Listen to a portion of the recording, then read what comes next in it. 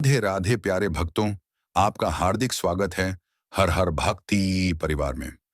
यह केवल एक चैनल नहीं है, बल्कि एक भक्ति की गंगा है, जो हर हृदय को श्री कृष्ण के प्रेम से सींचने आई है।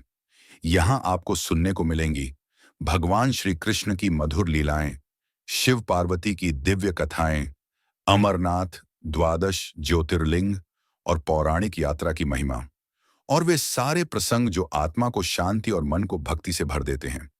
हर कथा केवल कहानी नहीं होती, वह एक दीपक की तरह है, जो हमारे जीवन के अंधकार को मिटाकर मार्गदर्शन देती है।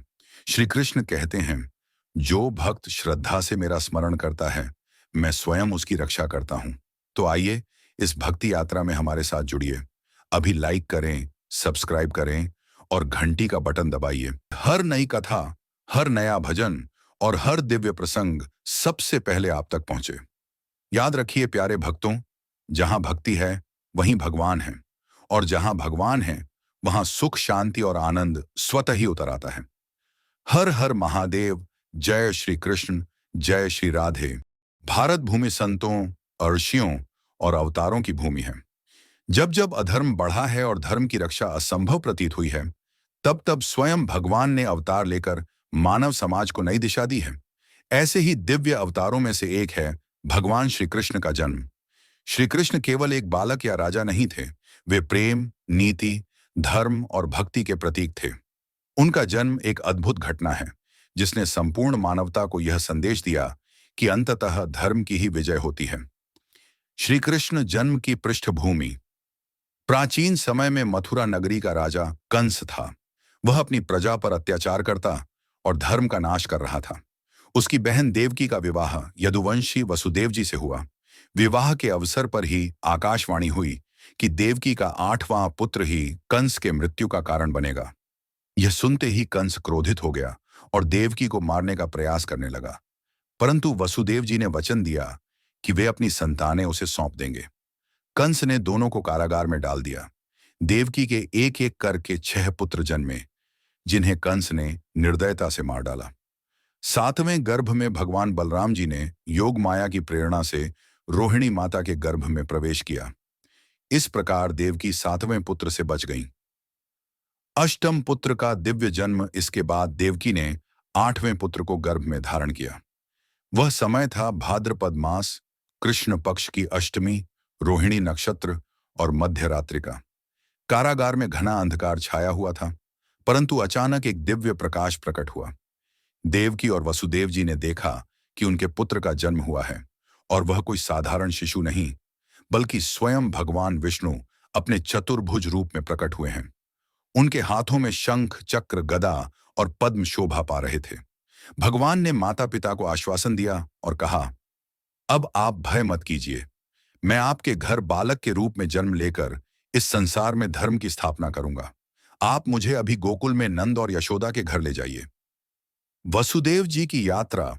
भगवान के आदेशानुसार वसुदेव जी ने नवजात श्री कृष्ण को टोकरी में रखा और कारागार से निकल पड़े।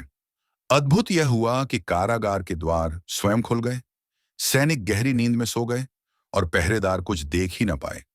वसुदेव जी यमुना नदी पार करने लगे। यमुना उफान मार रही थी, पर जैसे ही श्री कृष्ण के चरण उस जल को छूते, यमुना शांत हो जाती। वसुदेव जी सकुशल गोकुल पहुंच गए और वहां उन्होंने श्री कृष्ण को यशोदा माता के पास सुला दिया। उस समय यशोदा जी के गर्भ से एक कन्या उत्पन्न हुई थी। वसुदेव जी ने उस कन्या को लेकर कारागार लौट आए। कंस का प्रयास और योग माया का प्रकट होना। जब कंस ने उस कन्या को मारना चाहा, तो वह उसके हाथ से छूटकर आकाश में चली गई और देवी के रूप में प्रकट होकर बोली, हे कंस, तुझे मारने वाला जन्म ले चुका है, अब तेरा अंत निश्चित है। यह सुनकर कंस भयभीत हो गया। इस प्रकार श्री कृष्ण का अवतरण हुआ और संसार में धर्म की स्थापना का एक नया अध्याय प्रारंभ हुआ। श्री कृष्ण जन्म का महत्व। श्री कृष्ण का जन्म केवल एक धार्मिक कथा नहीं है, बल्कि यह जीवन का गहरा संदेश है। यह हमें सिखाता है कि चाहे अंधकार कितना ही गहरा क्यों ना हो, अंततः प्रकाश की विजय होती है। कंस जैसे अधर्मी और अहंकारी राजा का नाश होना निश्चित है। भगवान यह दिखाने आते हैं कि भक्तों की रक्षा और धर्म की स्थापना के लिए वे हर युग में अवतार लेते हैं। घर पर श्री कृष्ण जन्मोत्सव की विधि आज भी हर वर्ष भाद्रपद मास की अष्टमी को संपूर्ण भारतवर्ष में श्री कृष्ण जन्माष्टमी का उत्सव मनाया जाता है। यह केवल एक त्योहार नहीं, बल्कि भक्ति और आनंद का उत्सव है। पूजन सामग्री: श्री कृष्ण की मूर्ति या चित्र, धूप, दीप, कपूर, फूल, तुलसी पत्र, दूध, दही, घी, शहद और मिश्री, पंचामृत, माखन मिश्री का भोग, झूला और शंख घंटी। पूजन विधि: संध्या के समय घर को स्वच्छ करके दीप जलाएं। भगवान श्री कृष्ण की मूर्ति को स्नान कराएं और वस्त्र पहनाएं। फिर धूप, दीप, फूल, तुलसी और भोग अर्पित करें। रात्रि के 12 बजे शंख और घंटी बजाकर भगवान का जन्मोत्सव मनाएं। बाल कृष्ण को झूले में झुलाएं, पंचामृत से अभिषेक करें और भोग अर्पित करके आरती करें। उसके बाद प्रसाद सब में बांटें।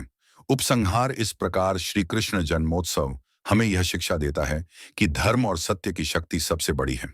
जब अधर्म और अन्याय अपनी सीमा पार कर जाता है, तब भगवान स्वयं प्रकट होते हैं और संसार को नई दिशा देते हैं। श्री कृष्ण का जीवन प्रेम, नीति, कर्तव्य और भक्ति का अद्भुत संगम है। उनके जन्म की यह कथा आज भी हर हृदय को प्रेरणा देती है। इसीलिए आइए हम सब मिलकर श्री कृष्ण जन्मोत्सव मनाएं और उनके दिव्य संदेश को अपने जीवन में उतारें। प्रिय भक्तों, यह थी भगवान श्री कृष्ण जन्म की दिव्य कथा। इस कथा ने हमें यह सिखाया कि जब जीवन में अंधकार बढ़ जाता है, तब भगवान स्वयं प्रकाश बनकर हमारे मार्गदर्शक होते हैं। कंस जैसा अधर्मी चाहे कितना भी बलशाली क्यों न हो, अंततः धर्म और सत्य की विजय ही निश्चित होती है। यदि इस कथा ने आपके हृदय में भी भक्ति का दीप जलाया है, तो आपसे विनम्र निवेदन है कि इस वीडियो को लाइक करें, कमेंट करें और अपने प्रियजनों के साथ शेयर करें, क्योंकि भक्ति का आनंद तभी पूर्ण होता है जब इसे सबके साथ बांटा जाए। और हाँ, यदि आपने अभी तक हर हर भक्ति चैनल को सब्सक्राइब नहीं किया है, तो अभी सब्सक्राइब करें और घंटी का बटन दबाएं, ताकि अगली कथा, अगला भजन और अगला दिव्य प्रसंग सबसे पहले आप तक पहुंचे। आपके सहयोग और आशीर्वाद से ही यह भक्ति यात्रा आगे बढ़ेगी। आइए अंत में सब मिलकर प्रेम से बोलें, हरे कृष्ण कृष्ण कृष्ण हरे हरे, हरे राम राम राम हरे हरे। जय श्री कृष्ण, जय श्री राधे।